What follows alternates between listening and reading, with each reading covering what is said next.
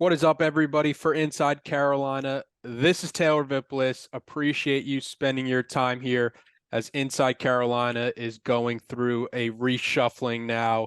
You have Ross Martin leaving, Jeremiah Holloway joining. You've got Don and Tommy restructuring the Scoop podcast. And for the first time ever on a podcast as a duo, joining me today, it's Jason Staples. Jason, with what we both do for Inside Carolina, is this as individuals, we're strong, together we're unstoppable?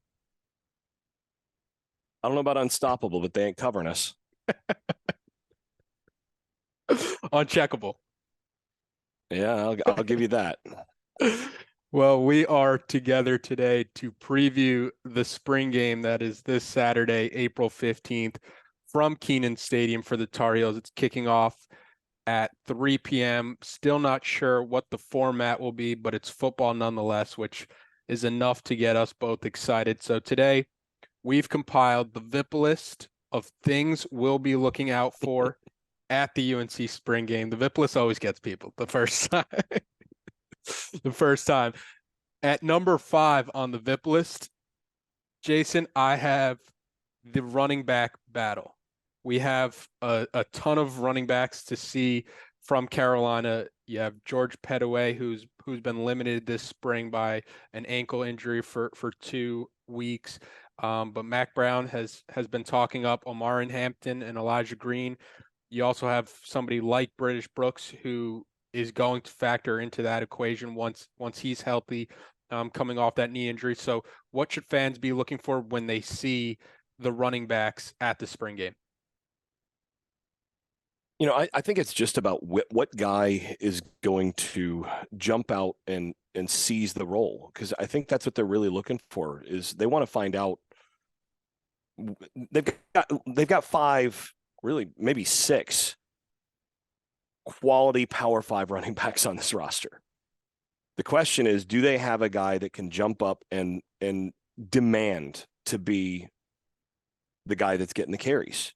Do they have a second guy that's just going to require that they're not that he not be standing on the sideline? And that's what they want to see, if somebody's going to jump up and claim the job. And you know, ideally, 1 or 2 guys just make it obvious. That's what you want as a coach. What they don't want is guys that, you know, is basically everything staying bunched together and nobody really making a bunch of big plays. So look for who is consistent and look for where the big plays come from. And that's, I think, what they're going to be looking for. And, you know, I'm eager to see ultimately who wins this job. I think we're going to see, you know, availability is the most important ability. We're going to see come fall who's healthy and who's ready to go at that point. But I think what we see in at the end of spring is going to determine sort of who goes into the fall with a little bit of an advantage. From the running backs last season, it seemed like the lack of vision was the thing that kind of was their weaknesses, but it was also a fan base. We were coming off seeing Javonte Williams and Michael Carter run the ball. So when we're comparing those guys' visions to the running backs that Carolina had last year, Omar Hampton was the talk of training camp. George Pettaway was the talk of training camp. But it did seem like something was missing with their vision and just the overall run game scheme. Mac Brown has talked about this spring that he threw the offensive system essentially under the bus. He said we were basically a 4-play running game team for the last 4 years. And now they're adding more flavor with Chip and Randy, and they're doing different things. So, like, kind of a 2-part question. Where do you want to see the running backs improve the most from last season? And then how can this new system with Chip Lindsey kind of bring out the best of the running game? Yeah, that's a really good question. I think the 2 things that I want to see the most that were really missing at times last year, you said one of them already, and that was vision. I want to see the guy who makes his offensive line right over and over again. Because, look, it's really hard in today's game to block good defensive linemen. It's hard to block any Power 5 defensive lineman. It just is. So the best running backs are the guys that make it so that when their offensive line gets close to a stalemate, that guy might be getting beat a little bit over here, but you start to see it. You see that just a little bit. You feel it before it's going to happen, that he's going to get beat to this side, and then you just cut off the other side, and you just make him right. And there were too many times last year where backs kind of ran into the back of the offensive lineman, or ran where there just wasn't a crease. And that was the thing with the pair that they had before, especially Javonte. Javonte would come off the bench in the fourth quarter of games at times, after Michael Carter had been in there sort of softening things up. And all of a sudden you'd see it look like there was just miles of space in front of him. And then you go back and you look at it and you're like, oh, wow, that's the same amount of space that's been there all game. But he just saw it before it opened, and there was this much initially, and he just hit it at exactly the right time and made it to the second level, and then all of a sudden he's in space. Can you get a guy that's going to do that? Can you get a guy that's going to make his offensive line right over and over again? That's number one. Number two is who's going to win the battle at the second level. So when you get a guy at the second level, are you going to make that first guy miss? And when I coached high school ball, one of the things that we used to talk to the running backs about is, look, our job is to get you a one-on-one. Our job is to get you a one-on-one with somebody. Your job is to win that one.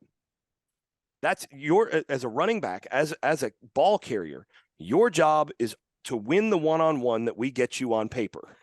If we can get you a one-on-one, you've got to win that. And if the other guy keeps winning that, then you're just not very good. You're not good enough to be the guy carrying the ball. And so that's the other distinguishing thing. So last year, there were times where they didn't even get to the one-on-one because of the vision thing. And then there were too many times where they did get that one-on-one and they'd just get tripped up, or they'd get, that guy at the second level would be the guy to make the tackle. And you don't want the first guy who gets to you to be the guy to make the tackle. As a running back, you can't do that.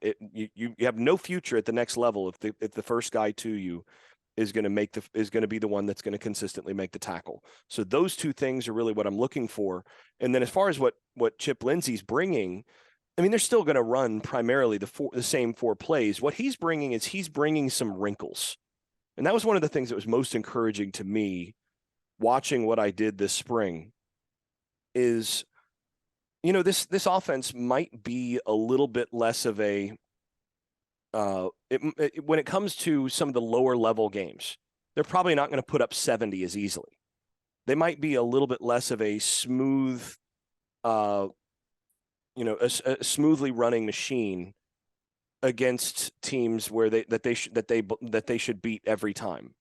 But I do think they've got more answers built in for the games where things are closer to a stalemate, or where the opposing defense has a little bit of an advantage.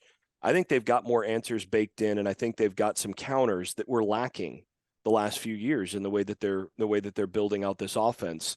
So that's going to be interesting, is how many times are they going to be able to scheme it up where they not only get the one-on-one with exactly the right guy in space, but how many times are they going to be able to scheme it up that you get a one-on-none initially? That's kind of what we're going to see a little bit more of, is scheming up a little bit more space off of a little wrinkle where, we can't block this guy that well. So we're just going to change our scheme just a little bit to move it.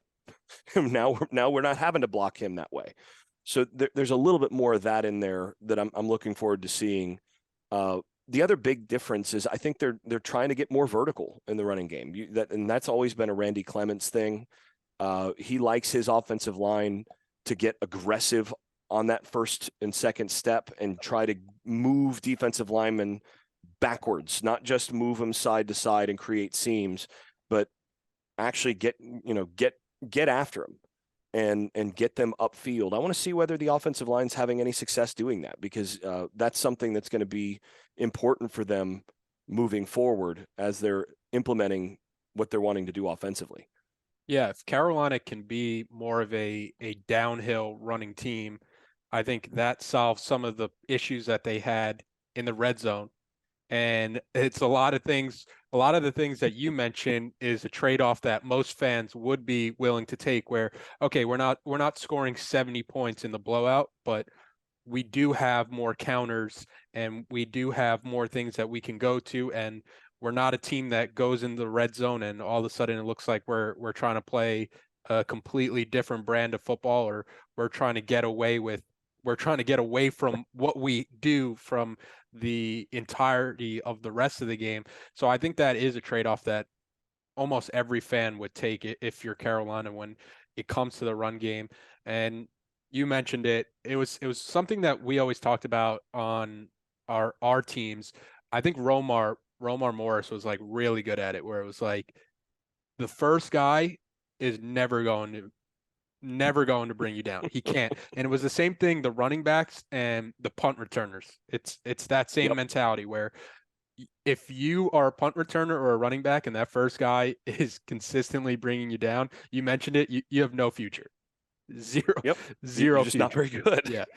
And Carolina will be relying on some of the young running backs in the spring game, particularly George Pettaway, Omari Hampton, if Pettaway plays with that sprained ankle. Another position Carolina is kind of young, not at the starting level, but it takes us to number 4, the linebackers. Quickly, before Yep. we go to number 4, I will say I don't think Chip Lindsey will be upset about me passing this along. One of the things that came up in when I was in Chapel Hill and getting to chat with them with the offensive staff earlier this spring, one of the things that actually came up in conversation was Lindsey kind of frustrated, saying, I never really have understood what the deal is with, like, you get I've never understood where you get coaches where what you do best between the 20s suddenly disappears, or you can't do it, in the red zone. It's like, I've just never gotten that. And I was like, interesting. Because that's exactly what you were just talking about, of like, like, why would you go away from what you do well? Like, if what you do well between the 20s doesn't work down in the red zone, then you need to do some other stuff too. Yeah. And if you can't do it in the red zone, then you don't, like, you got to fix that. Yeah. So, and that's been a big point of emphasis for them as a staff, is we want to have answers in the red zone, and those answers be baked into our identity between the 20s too. And that's something that that's been a point of attention and a point of pride on this newly revamped offensive staff, something that they've definitely talked about. So I think a number of people will be happy to hear that, and I suppose they won't. The coaching staff won't be disappointed to have that put out there either. Looking at the defense takes us to number 4. It's in particular, number 4 is the young linebackers. We kind of already know what Carolina has at the linebacker position in Cedric Gray, in Power Echols. They're, at the top of tackles for the conference. You saw the impact that they can make in a game, in particular the bowl game against Oregon, where Power Echols picks that ball off from his shoestrings. And then you just know the impact that Cedric Gray makes, where the Carolina defense, numbers wise, is not a good defense, but Cedric Gray does have the ability to cover up a lot of holes that the defense does have with his ability. And he always seems to be, when the defense does make a play, it seems to be Cedric Gray or Power Echols, and it's coming from that linebacker position. We don't know too much about the people backing them up. So what are you kind of looking for from the young linebackers, and who in particular? Yeah, I'm not 100% sure on who it's going to be, because I mean they've had some injury stuff out there in terms of who's going to be among that younger group. But I don't think we're going to see a lot of Power Echols or Cedric Gray in this game. Sebastian Cheeks wasn't out there when I got to see him because he was working back. He would be the guy that I would have highlighted. But at the mic and the will, I mean, you're looking at Deuce and Amari Campbell. You're looking at Michael Short. You're looking at basically those 3 guys primarily, I think, as the guys that are going to see most of the time in the spring game, along with some non-scholarship guys. But what they're really trying to do, they need to find two guys that they really trust behind Eccles and Gray. And, you could see that out there in the spring, that they're really, really pushing to try to find that other pair. I think it's going to be critical long term for Cheeks to get back to be one of those two guys probably in the fall. They need to find at least one other from the spring. And I thought the young linebackers struggled a little bit when I got to see him, and they were being thrown into the fire against the ones. And that's the thing that I want to see is who of that group, what guy, and it may even be somebody that I didn't mention, but what guy is going to be the guy to jump out, if anybody, to jump out at that position in the spring game when Gray and Eccles are not playing. Because like I said, I don't think they have any interest in either one of those guys, spraining an ankle or anything like that in the spring game, because they know what they have in those two guys. And now it's just a matter of, can they develop somebody else that can play at that position? And it's really anybody else that they need to get. And that's a real question mark going into next year, is the depth there. And that's something they're going to have to find. So yeah, that's something definitely keep an eye on. Yeah, I think you hit on all the names that Mac Brown has mentioned this spring, from the linebacker position. True freshman early enrollees Michael Short, Amari Campbell, along with sophomore Deuce Caldwell and redshirt freshman Sebastian Cheeks. For the linebackers, I think I said Deuce Campbell, but yeah, Deuce Caldwell, yeah. Yeah, the reason they're getting thrown into the fire right now is because you could, just watching the Carolina defense last year, you could see the importance of Power Echols and Cedric Gray. Cedric Gray mainly, where he's throwing people at the line of scrimmage, getting people lined up, making sure they're in the right position, and it's a defense that already wasn't that good. And if you take somebody like Cedric Gray out last season, it goes from really bad to catastrophic probably. So they're probably trying to avoid a situation like that if Cedric Gray does have to miss time, and the spring game is probably the best chance to see what your team would look like without Cedric Gray while actually still having him. But you mentioned for just the football X's and O's position, is there anything you're looking differently for, like a Mike linebacker compared to a Will linebacker?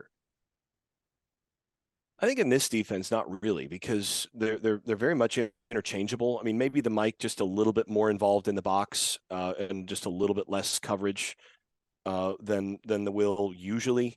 But depending on formation and other things, offenses can kind of require either linebacker to wind up doing a lot. So you kind of have to be able to do all of it at both positions now, in the way that the modern defense works. The modern kind of two linebacker defense that Carolina is running in that respect. You got to have sort of the ability to do both things. And I think they kind of are mirror images of each other in a lot of ways. Just like it's maybe 60-40 on one and 40-60 on the other in terms of run pass, pass run kind of thing. So yeah, otherwise I think they're basically it's interchangeable positions in this kind of defense. Number 3 on things we're going to be keeping an eye out, or things we're looking forward to watching in the spring game, I have Tez Walker and Nate McCullum being the number 1 and number 2 receiver for Carolina. I would be very surprised if they aren't the 1-2 for Carolina. I don't think I've said it since they committed. I don't think they transferred here to play with Drake May, knowing that they're coming off the bench, or that they wouldn't have some kind of major role. And you're seeing the talk out of spring being that Walker is reminding people of De'Ami Brown with his length and his ability to run past people. And then Nate McCollum, what he can do in the slot and just be that dynamic type of player. You also have Kobe Paysor, Gavin Blackwell, Andre Green. Well, what are your thoughts on what to expect from Walker and McCullum in the spring game in particular? Well, I think Walker's speed is going to jump off the screen, or, for those at the game, jump off the field right away at some point in the spring game, where everybody's going to go, whoa. because he did that multiple times, pretty much every practice this spring, where he just run right by somebody, and you go, oh wow, homeboy can run. Like that is a whole different kind of running ability in terms of wheels. I mean, he's faster than Green was last year, than Antoine Green was, and Green's not slow. No, he's a good bit faster than him. I think he's faster. I think he's a good bit faster than two was 2 or 3 years ago. So I mean, that's legit vertical speed, because not many people are keeping up with him down the field. That being Diami, not many people are keeping Diami, in front of them when he wanted to go vertical, and he's faster than Diami was. So I think that'll jump off the screen at some point. And that also has been, by the way, a point of emphasis for this offensive staff this spring in doing self-evaluation of last year. They felt like they didn't do well enough in terms of taking the top off the defense and presenting and hitting verticals the way that they want to. They want to create more big plays on those verticals. So that's exactly what they need from Walker. And I think you'll see some of that emphasis show up in the spring game. And that's partly also, they're putting this on tape. Every team that they're going to play this year is going to watch the spring coverage, and all of them are going to have to see, like, okay, well, we better know where that guy is. And they want that. They want them to realize, like, you're going to have to rotate a safety over the top or he's going to run by you. And then McCollum, I mean, I think you get a chance to see his quickness and his versatility, and just see what kind of weapon he can be, again, with the speed and the balance and all of that.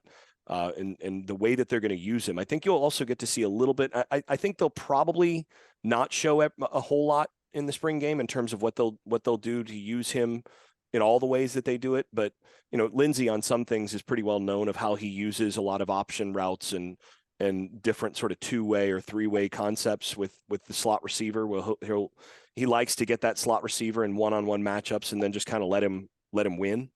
And so you'll get a chance to see a few of those with McCollum, and he's probably going to have some space. So that's another thing to look for. And again, that's something that, just in terms of what Lindsey likes to do, you're going to get to see some of those things with McCollum in that spring game. Yeah, as a receiver, I'm always excited to talk receivers, and Walker's the guy that I'm really looking forward to watching. Get my first live look of him at the spring game. I think he is going to be somebody that a lot of cornerbacks are just going to be reading the back of his jersey a lot. They're going to be seeing the name Walker a lot if he does play like Diami Brown, and he has been getting a ton of praise out of spring, and transfers in from Kent State, and McCollum transfers in from Georgia Tech. There was a huge point of emphasis when Drake May was making his decision on putting the resources necessary to get him receivers. And I think they do have 2 high quality receivers to go alongside with the guys that they bring back last year, Paysor and Blackwell. But I don't think you wanted to go into a season with just the returners. Like, there was definitely a need to bring in talent from the outside, and it's going to be interesting to see how quickly May can develop that chemistry with those new receivers, and see how it looks on the spring game on Saturday. But perfect lead in to number 2 on the list. Drake May's improved footwork. They've surrounded Drake May with these receivers this year. They bring in Chip Lindsey, who's worked with Jared Stidham when they were at Auburn. Freddie Kitchens, who has a ton of experience working with quarterbacks. New UNC offensive analyst Clyde Christensen. They're surrounding Drake May with a bunch of people who have NFL type experience. And it's crazy to say that we do think that Drake May, if he's playing at this level, he can play even higher at an even higher level, especially with what we saw and how he was playing himself into that Heisman conversation before the season kind of just cratered off. But what are you looking for in particular when it comes to Drake May's footwork?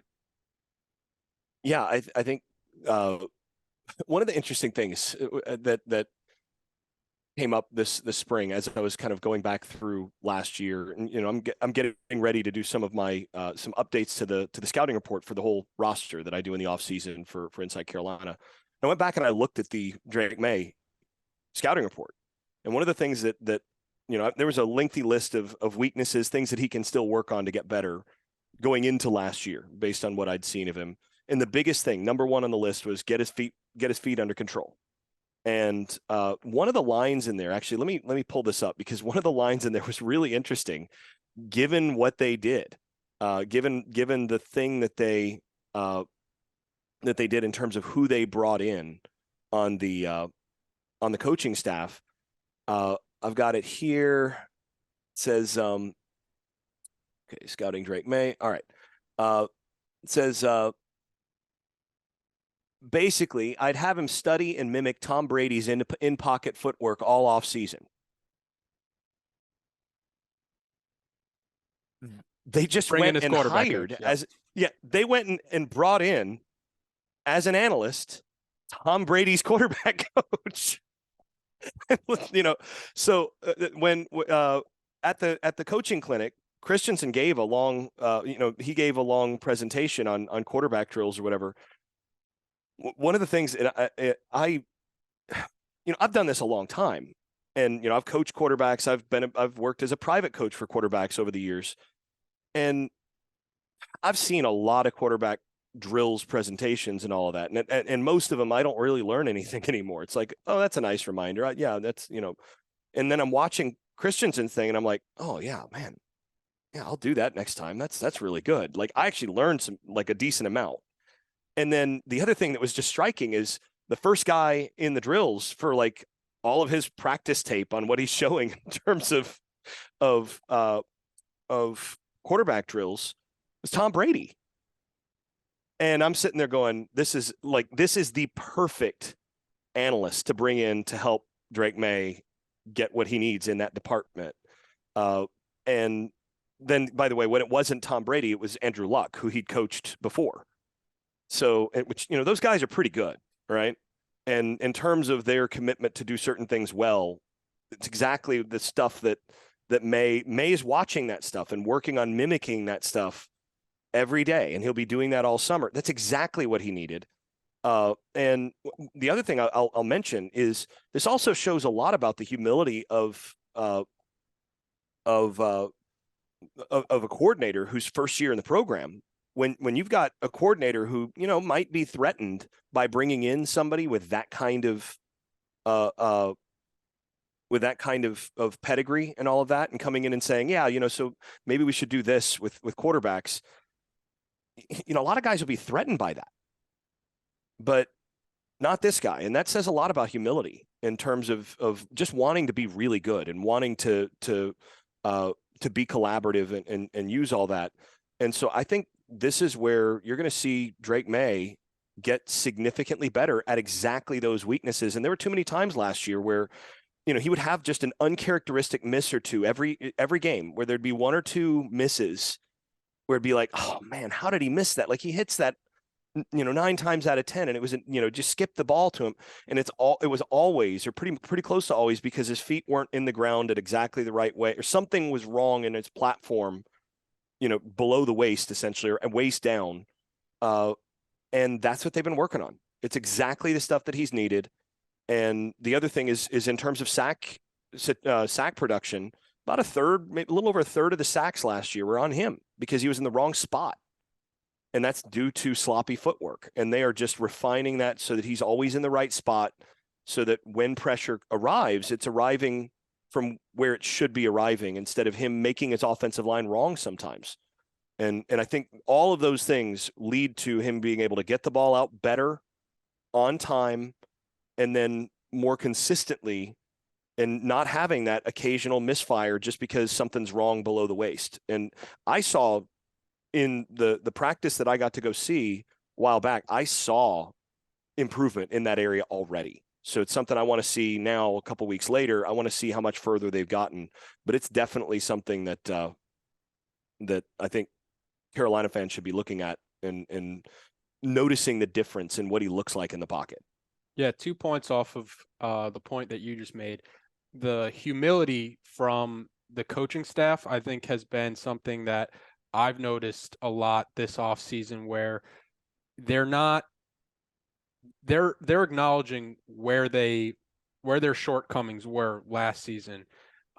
Mainly where it's like we weren't that good at running the ball. Let's bring in a new offensive coordinator, a new line coach that's going to help address that. Um, the defensive the defense wasn't that good. Getting a pass rush, let's bring in some people that can help specialize in getting a pass rush. You have the analyst coming in that can help out Drake May, where Drake May, that was the other point where it was like Drake May has the talent to be a top 5 pick next year in the NFL draft. Top 2 pick. Yeah, a lot of analysts have already said that if he was in this draft or if Caleb Williams were in this draft, that they would go before these quarterbacks now. But now it seems like the resources that they're putting around him are to fast track him to be the guy who is the number 1 pick if he performs. And like just being around Christensen is just going to help him so much in that perspective. He already has the talent to dominate at the college level, but when you're putting him next to so many NFL people and he could start speaking that NFL language, it's going to be something that I think you see pay off next year when he starts to get in front of NFL teams. Because I don't think I think Carolina fans have kind of let that ship sail. That they have Drake May one more season. Let's enjoy him for one more season. But because it does seem like he's fast tracked to be a very, very high draft pick in the NFL draft next year. And that's part of it where North Carolina does want to capitalize on the window that they do have with Drake May before you're having to go through the whole process again of trying to identify a quarterback and figuring out what they can do. Drake May is one of the best quarterbacks in college football right now, and you have to put everything around him possible to maximize that. And one of the ways Carolina can maximize that takes us to our number 1. We know Drake May is already a star. UNC needs star level talent on defense to go along with Cedric Gray. So the number 1 thing we're looking out for in the spring game, Elijah Huzzie, the transfer at cornerback. What can you tell fans about what to expect from Huzzie? In what I saw when I got to watch him a little earlier this spring, I thought Huzzie might have been the best player on defense. Not best corner, best player on defense. He just popped over and over again. It was one of those like, well, they may only have him for a year. Because that guy is he's going to play at the next level. And I think he can be a difference maker for them defensively. There are a couple situations where, like down in the red zone, they had the right play called up.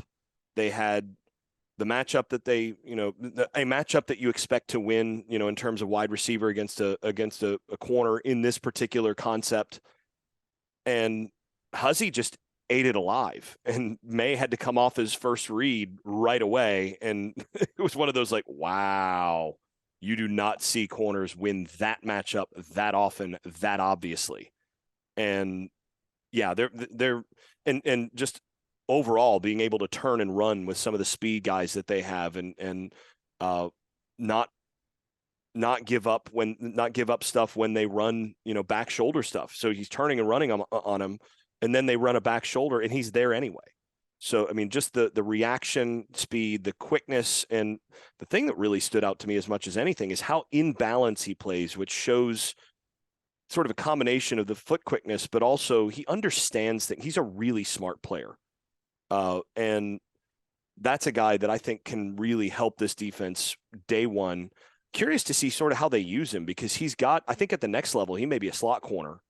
And they did move him inside some in that practice in certain situations. So he's a guy that just kind of keep your eye on him, when they show replays, whatever, if it's a pass play, take a look at what he's doing against whatever receiver is lined up against him, because I think he gives a lot of hope for the defense making strides, just because you can be confident that, okay, we can go one-on-one with that guy over there. We don't have to worry about that. And we can kind of rotate away from him. That changes what you can do defensively. And they were hoping they could do that last year with the pair of corners physically that they thought they would have. And then those guys just didn't live up to what they needed. Huzzy, I think, can be that guy. So that's going to be really fun to see. It's going to be really interesting to see. Yeah, I'm excited to watch him over the next year. Like I said, I wouldn't be surprised if he's only a one and done at Carolina, because I think he has a chance to be to get on NFL radars really quickly this year. That's why you're the best in the business, because I had the follow-up ready. How can Huzzy unlock what Chizik wants to do defensively? And you kind of touched on that. Now it's going to be, do we see it as fans watching at home? Are they going to show all 22, do you think? Oh, almost certainly not. They're going to end up showing this is a spring game. They're going to show old heads getting interviewed on the sideline while the play's going on, and like, oh, there's a breakaway or whatever. And it's like, yeah, well, I'm looking at, Natron Means getting interviewed here on the sideline, or there's an image. There's an image of Lawrence Taylor who's in to say hello to everybody. And yeah, it's nice to see Lawrence, but I'd really like to see what's going on the field. Every year these spring games drives me crazy with that stuff, because it's you don't even need to see the person that they're interviewing. Like, show the initial thing to prove that the person's there with your sideline person, and then just show the field. Just show what's going on. But hey, whatever. At least when he's inside, we'll probably be able to see him in one-on-ones, and I think that matchup, anytime he's on the inside and going against Nate McCollum, that's good. That's best on best right there. I want to watch that matchup, because somebody is going to lose that matchup some of the time.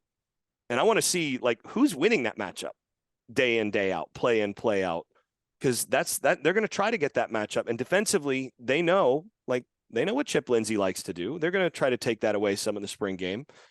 So you're going to go to some of your option route stuff that's designed to take advantage of that slot. Well, we're going to put Huzzy there now. Now, what are you going to do? Is that guy going to still be able to beat him? And I think that's going to be really interesting come spring game.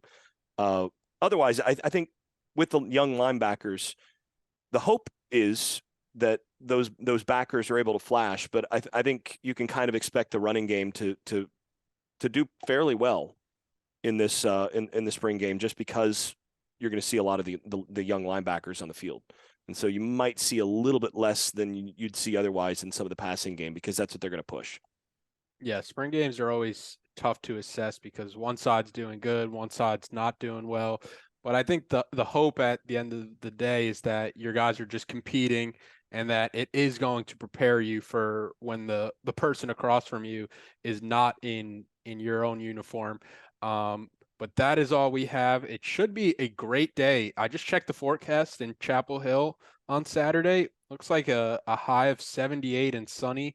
So a perfect day for some football. Jason, appreciate the time helping put together this Vippo-list of things we're looking forward to watch from Saturday. We'll see how it all plays out, and appreciate everybody who has watched or listened.